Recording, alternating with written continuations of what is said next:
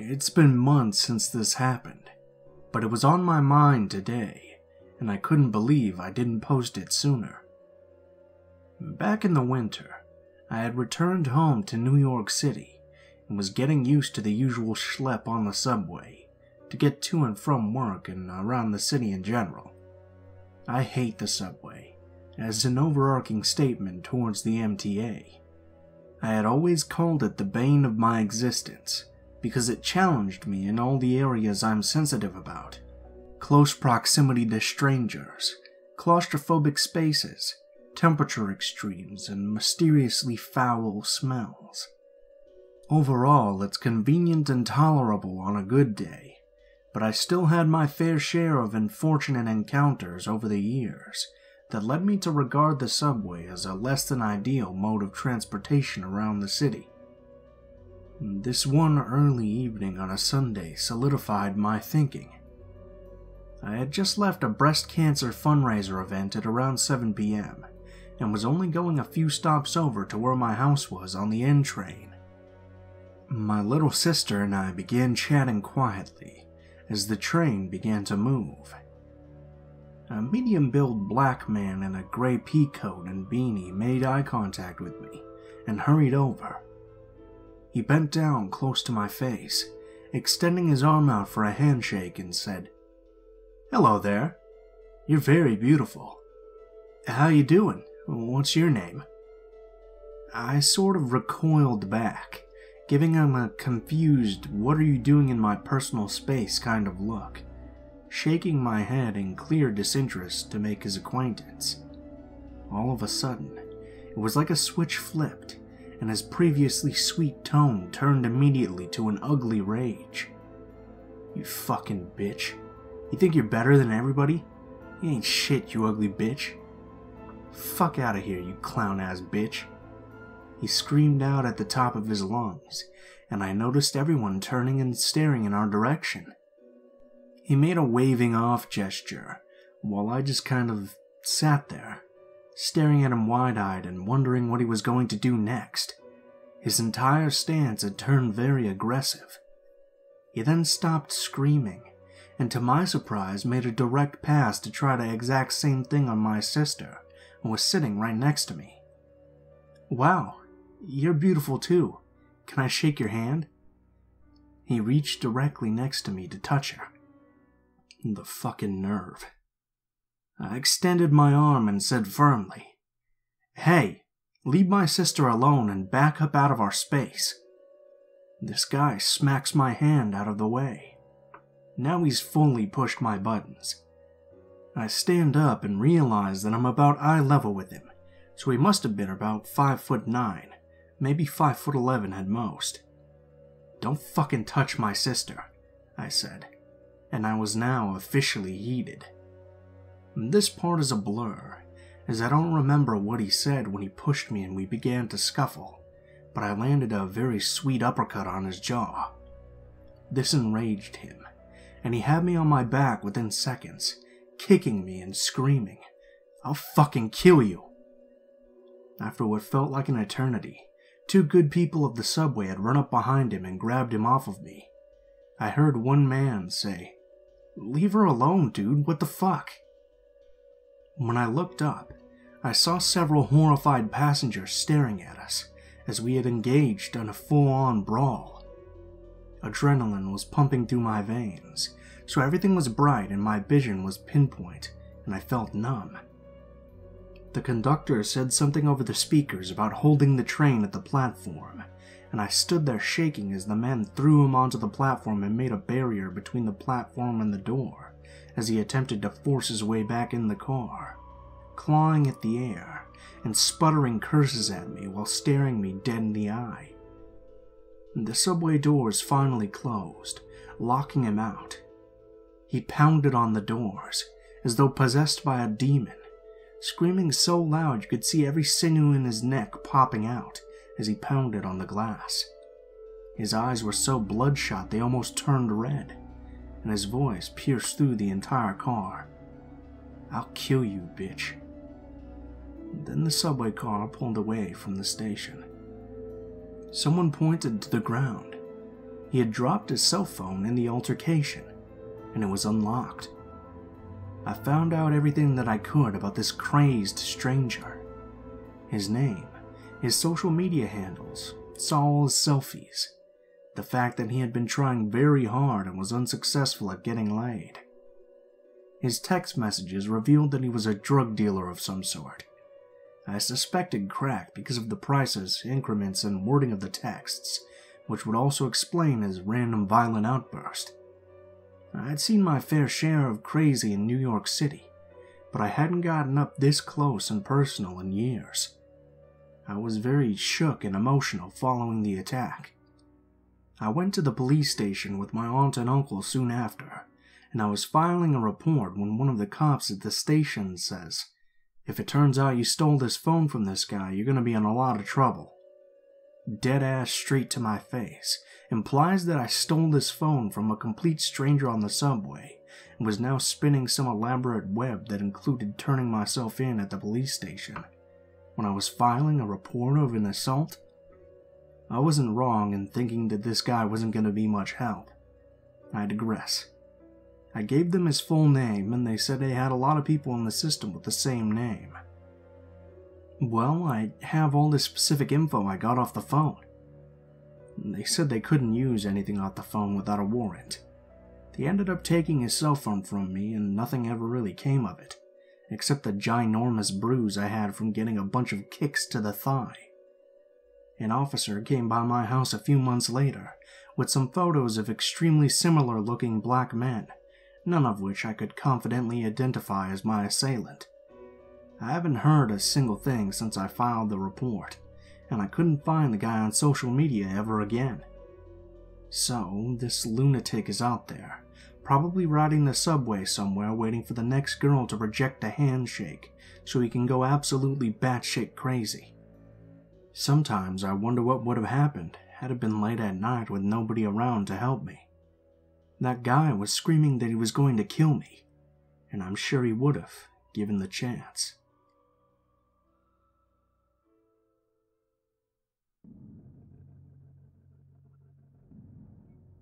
I lived a pretty sheltered life as a child. I'm an only child, and as is sometimes the case with only children, I lived an extremely overprotected life. My mom drilled stranger danger in my head since preschool, and would always stress the importance of being safe. Never go into a bathroom by yourself, never get into a stranger's car, never drink from an open bottle, always ask for permission, and always stay within an adult's eyesight. I have to admit that half the time it went in one ear and out the other. As a preteen, I thought I knew it all, and hated the constant nagging. However, I get where she was coming from now. My mom was a recent widow, and was adjusting to the role of mom and dad, trying to shield me from the horrors that I'm only now beginning to see. We lived in an area that used to be a quaint little dairy town, but over the years had gone downhill and become crime-ridden.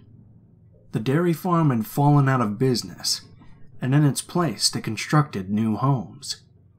It wasn't a bad place to live, but it wasn't the best either. I grew up thinking it was a common occurrence to hear helicopters fly by, announcing that they were looking for someone. The cross street from my house led to a park that was known for gang activity, where almost every weekend someone would either be found dead or beat up, but it was okay because we didn't live on that end of the street.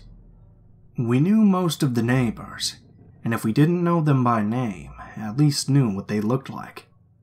Despite not being the best neighborhood, it was pretty quiet and we felt safe. By the time I was in 7th grade, I finally had gotten some freedoms. My best friend Tiffany and I would take turns spending the night at each other's houses, but most of the time she would come to mine. Tiffany had a little brother that would always pester us, and she liked coming over to my house because we could talk about boys without her little brother trying to eavesdrop. I think my mom preferred it that way too, because she was much more lenient with us knowing we were safe at our house. She would sometimes even go on her daily walks and leave us home by ourselves for an hour or more, and we loved it. I'm not sure what we happened to do on this particular day. Probably ate pizza, sat on my front porch outside as the sun set, and listened to the radio at way too high of a volume. Perhaps this was even one of those nights my mom left us home alone for a while. I wish I could say I saw something out of the ordinary or felt uneasy, but I didn't. After it got dark, we retreated to my room. My room has 2 windows. One faces the backyard and the other faces the street. I like natural light as much as possible, so as usual, the blinds were open. Even though it was now dark outside, which meant people could see in but we couldn't see out, I still left them fully open. I was too lazy to climb onto my bed to close them, and had a false sense of security knowing there was a tall pine tree directly in front of my window. With the tree in front of my window, I felt protected, almost as if my room was invisible to the outside world. As the night grew quieter, we decided to build a fort out of sheets and tell scary stories. By this time, it was really late at night, and my mom was fast asleep in her room. After the first story or two, I started to grow uneasy and got up to close the blinds. I was creeped out, thinking someone could be lurking outside, peeking in, but I figured it was all in my head because of the stories we were telling. We got through a couple more classic stories, and started talking about true ghost stories, things that relatives claimed they had seen or heard. Our eyes were watery, hearts pounding, muscles clenched, when suddenly there was a loud, furious banging on my bedroom window. It wasn't a knock that grew into a series of louder knocks. It was an angry knock that you felt through your body. My heart was pounding in sync with each subsequent knock.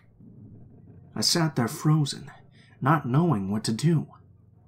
My mind was frantically trying to make sense of the situation. It just didn't make sense that someone would be knocking on my bedroom window so late at night. We have an iron gate that surrounds our house, and it's pretty loud. I was surprised that we hadn't even heard the gate open. Even then, the door is 5 feet from the gate. Why didn't they knock on the door first? My room is all the way in the back, and wasn't even the first window with the light on. You pass by 2 other windows before you get to mine. A million questions running through my head, and my brain comes to the only possible conclusion. It's Tiffany's little brother trying to scare us. Yeah, because it makes sense that a 10-year-old boy walked over to my house in the middle of the night to scare us. In what felt like ages, but must have only been a matter of seconds, I finally came to the realization that it wasn't her little brother. The knocks continued. They were loud and angry, yet no one was saying anything. We were both frozen in fear. I just wanted to stay hidden in the fort where I couldn't be seen.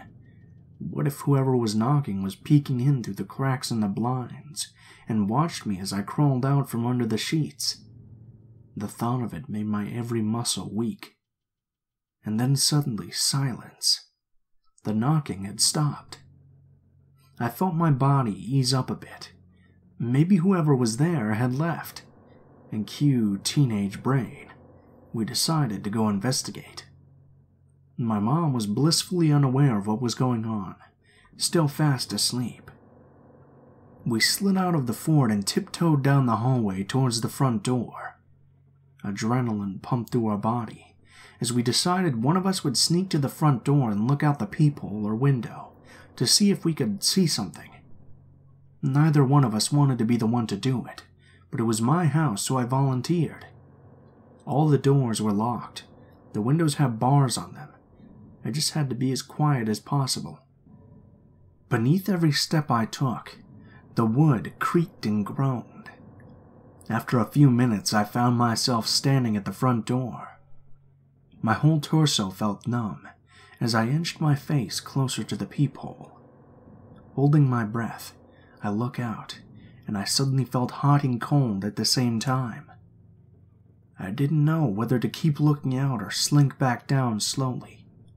I think a little part of me had convinced myself that the porch would be empty that night. But instead, standing on my porch was an unfamiliar man. I have no idea who this man is, but he's standing uncomfortably close to the door. Something about this just didn't seem right. What threw me off the most was that he was pounding on my window just 15 or so minutes ago, and now he was standing at the front door so quietly and calm. It was as if the roaring avalanche had turned into a falling feather. With my stomach in my throat, I snuck back to the hallway where Tiffany was waiting for me.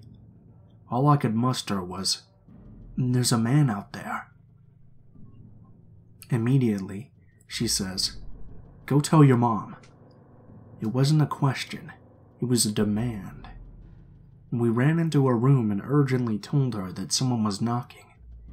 She must have sensed the urgency in my voice, because she sprung up and told us to stay in her room with the door closed, and instructed us not to open the door no matter what happened. We stood behind the door for what seemed like ages, just trying to listen. The front door was too far away, so all we heard was silence. We finally hear footsteps coming towards us. It was so quiet around us that I could hear my own heartbeat pound in my ears. I just about had a heart attack when my mom's bedroom door started swinging open. It was my mom. She told us not to worry about it, that the man had gone away. This left me with a million questions, but she was very vague. What did he want? Nothing. Who was he? I don't know. She shooed us back to bed and we complied. The adrenaline had started to wear off and now I was exhausted. We didn't stay up to speculate or talk. That was that, and it was the end of the story. For now. The next day I was sitting in my room and hear my mom talking to someone. I've always been a very quiet kid. Even as a baby, people would often forget I was around. I'm quiet, but I hear everything. I stopped what I was doing, probably downloading music on Napster or something, and listened as close as possible. My mom was telling her friend about the man. Apparently, she had opened the door and through the screen asked the man if he needed any help. The man had stammered, as if trying to think up a story, and introduced himself as her neighbor. He said that his mom was sick, and he was going around asking for money to help buy her medicine. Concerned, but also trying to poke holes at his story, my mom asked him what her name was, in case my mom knew her. The guy didn't give her an answer, and then pointed in a general direction, saying that they lived in that house over there. My mom didn't buy it. She knew everyone that lived near us, and she had never seen this man before. She probably should have just closed the door at this point, and told him she didn't have any money on her, but she didn't want to piss him off. She didn't know if he was armed or dangerous, and thought maybe he was just a junkie and would run off if she gave him some cash. Luckily, she had fallen asleep in her clothes, so as she reached in her back pocket, she found $5, change from the pizza we had ordered earlier.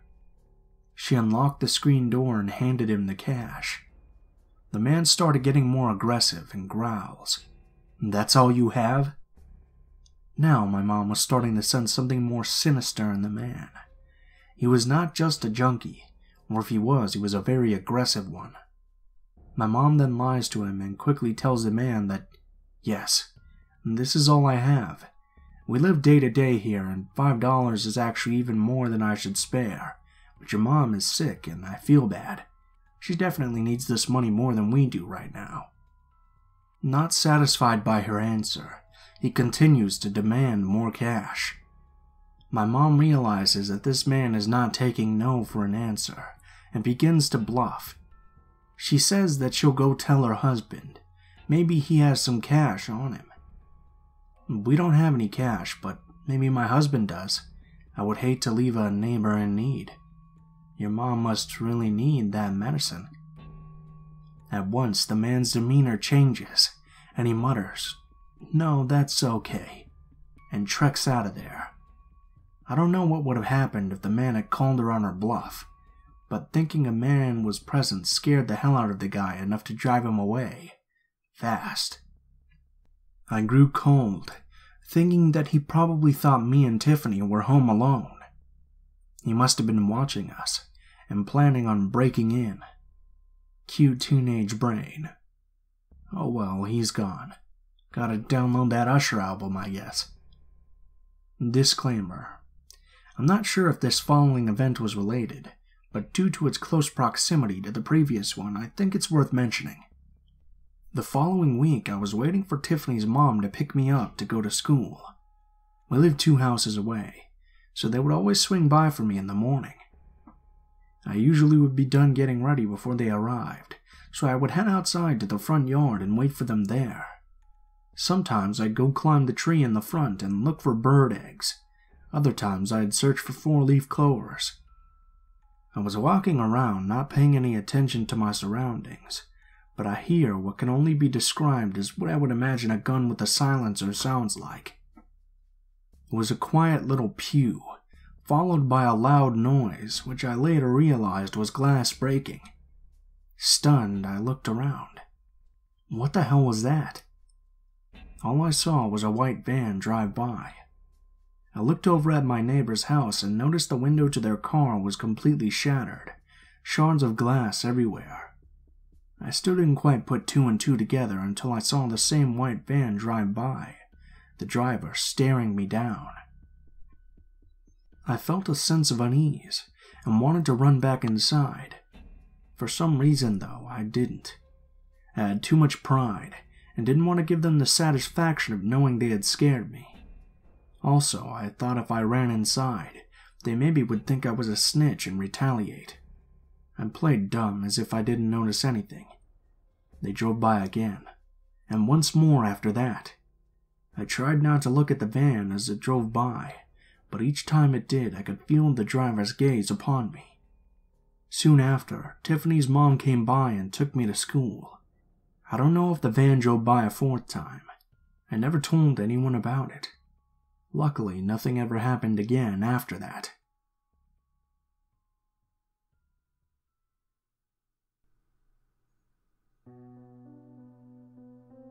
I'll preface this story by saying it's a long one, but as they say, the devil's in the details. And this is by far the scariest thing that's ever happened to me, and I haven't shared it with many people. Even though it's happened over half a decade ago, I still have nightmares about it. I still have the journal I kept at the time, so the details are always fresh in my mind. For a bit of context, I was a pretty stereotypical troubled youth / young adult. Dropped out of college after being sexually assaulted, turned to drugs for comfort, that sort of thing. When I was 19, I decided to leave home, the USA, and get a job teaching English halfway across the world. I spent over a year working and traveling in Central Asia / the Middle East. Living in the region as a single woman was one of the hardest things I've ever done. Men tormented me relentlessly. I was groped almost every day on the bus and metro. They followed me home and to work, yelled at me on the streets, shoved money in my face asking for sex. I could go on. After about a year of this, I had gotten really good at handling situations like these, and had developed a false sense of confidence. At the end of the year, I decided to backpack through Turkey. As Turkey has a reputation of being safer than the other countries I'd been living in, I felt very confident going into the trip that I could keep myself safe. To save money and make friends, I decided to couch surf in Istanbul with a lovely woman I had met online. One Friday night, I'd been staying with her for a couple of weeks at this point. We went to a party together. Before the party, she gave me a ticket to a concert happening the following day, saying she decided she didn't want to go after all. At the party, I met a man who said he also had a ticket to the concert and offered to give me a ride. I jumped at the opportunity, as Istanbul is pretty massive. Plus, I didn't have a smartphone, so navigating the city was really difficult. The next day, I met him at a coffee shop. The man was older than I had remembered from the party, and I thought it was a little weird that this guy, who must have been close to 40, had a ticket to this girly pop band. I should have listened to my gut. He started hitting on me right off the bat, but not in an overly creepy way. No problem, I thought. I could just ditch him when I got to the concert. When we got in the car and started driving, he got even creepier. And by the time we got onto the highway, he had escalated to maximum creepy. He started groping my thighs, saying things like, "All American girls are sluts, right? You guys love the attention." I stopped talking then, not sure what to do. His demeanor shifted, and he became much more threatening. He started groping me even more to the point where he'd even hurt a little. He kept asking me questions to keep me talking. "You like this, right? You slut. Dumb bitch. I'll bet you only like guys that are in bands." Turns out that he was in a band. That sort of thing. By his tone and body language, I knew saying fuck off wasn't an option. I realized then how much bigger he was than me. I'm a small person, 5'2" and 115 pounds. He was 6 feet and probably around 200. After 30 minutes of highway driving, I asked him how much further away the venue was. He laughed and said that he knew somewhere much more fun than the venue. I begged him to stop the car, saying I had a ticket to the concert and really wanted to go. I hoped I could charm him into pulling over, but that just made him angry. We rode for another hour in silence. I weighed my options. Jump from the car at 70 miles per hour, or make a run for it once he stops. I opted to wait for him to stop. At this point, we were no longer in the city. It was late into the evening, nearly dark, when he pulled into a driveway. We seemed to be in the outskirts of a village, or perhaps an undeveloped suburb. His home was a small apartment building, with an empty lot and construction site on either side. There were more apartments further down the highway, but too far to get to without him catching me first. He herded me out of the car, saying his apartment was really fun and that he had a ton of cocaine upstairs. Me, a recovering addict, stupidly did what he said, and to this day I don't know why. I went full-on lamb to the slaughter. I didn't see any choice, and I hoped that if I did what he said, he'd let me go. He led me upstairs to the 6th floor and into his apartment. This is when it got really weird. He seemed to have it in his head that I was his date. He offered me a drink and asked if I wanted to listen to music and the like. I said no and that I wanted to leave, but no matter what I said, he acted like I had said yes. He kept groping me on the couch, asking me to take my clothes off. I kept saying no, and tried to deflect his advances with niceties and jokes. He played along at first, but after a few lines of blow and a couple of beers, he was pretty over it. He started saying I was an ugly whore, and that I should feel lucky that he even found me attractive. He got bolder and angrier, started ranting about how all women were stupid sluts, especially American women. He had his hands under my clothes at this point, reminding me of how grateful I should be to have his attention. He offered me more booze and drugs, and at that point I didn't refuse. I did a few lines of blow, which did little to appease my terror, but in a way snapped my stupid deer-in-the-headlights brain back into focus.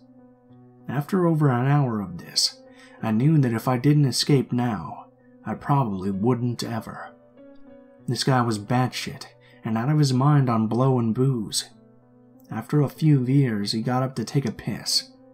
I'm sitting in the far corner of his living room, the furthest point from the front door.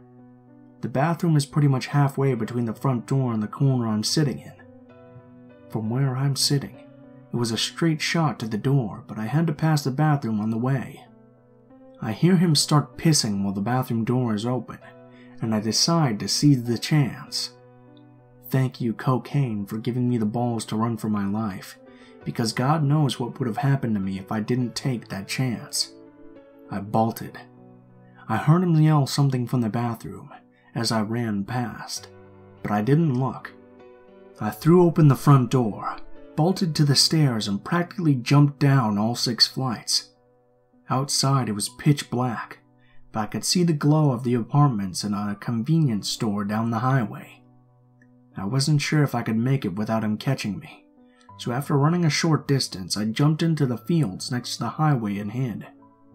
I waited until I felt confident that he either wasn't in pursuit or had given up. I jogged for maybe a quarter mile to the convenience store. I must have looked like hell, because a middle-aged woman immediately came up to me.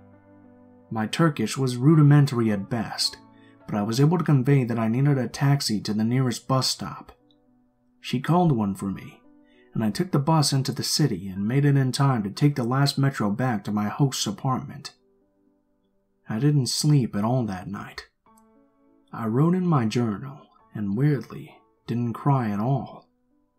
I caught the first bus out of Istanbul the next day. I didn't start crying until halfway through the bus ride.